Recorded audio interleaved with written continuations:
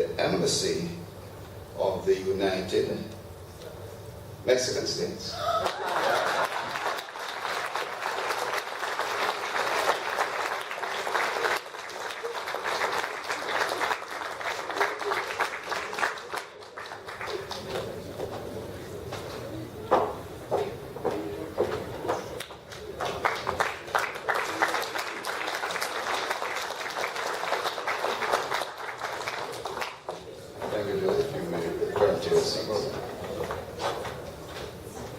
Then we'll invite Mr. Bruce Boy, President and CEO of the Scotiabank Group, to give none other than the Scotiabank Trophy.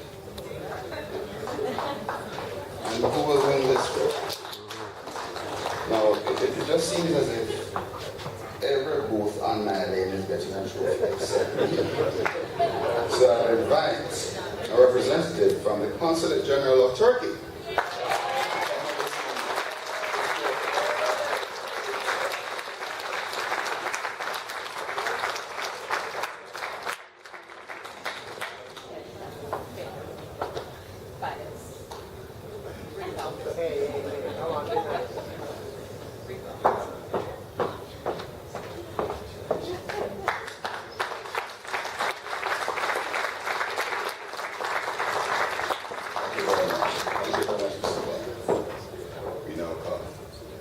Trophy, the Governor General's Trophy.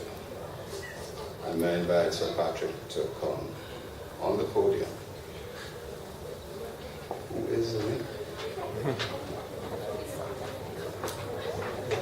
I'll give a hint. Someone from this very same continent has won a prize already today. Does that help any? Perhaps I'll do another, perhaps a chance. But may I invite the High Commissioner of the Republic of South Africa.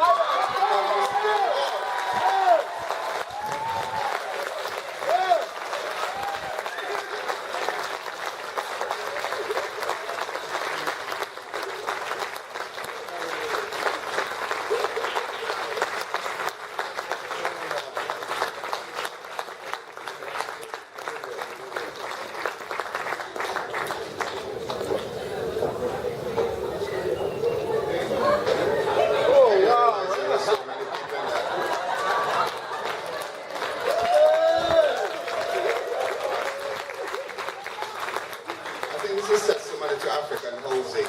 How many people can be held? That's right. Go include me in the picture. I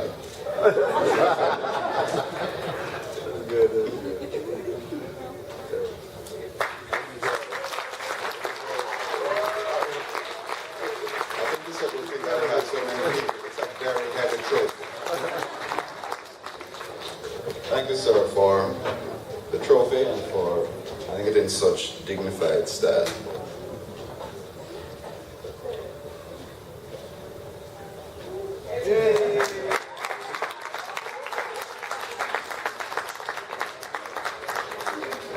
There endeth the award ceremony. So the pleasure is mine to offer the vote of thanks. I'm sure that you agree that this expo represented a feast. Yes, a feast. A feast, a very sumptuous banquet of learning, knowledge, and partnership. Let us consider the appetizer. There were many persons involved in the planning of such an event. A special thanks to Mr. Horace Abrams, Expo Consultant Extraordinaire, who brought everything together, working with several service providers.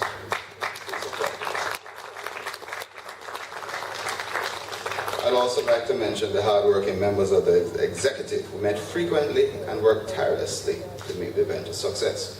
These include our Dean, the Honorable Arnold Foote, the visionary, Mrs. Indira Prasad, Mrs. Lois Sherwood, Mrs. Irene Cousins, Mr. Joseph Handel, Mr. Laszlo Bacon, and Expo Chairman, Mr. Grant Stevenson.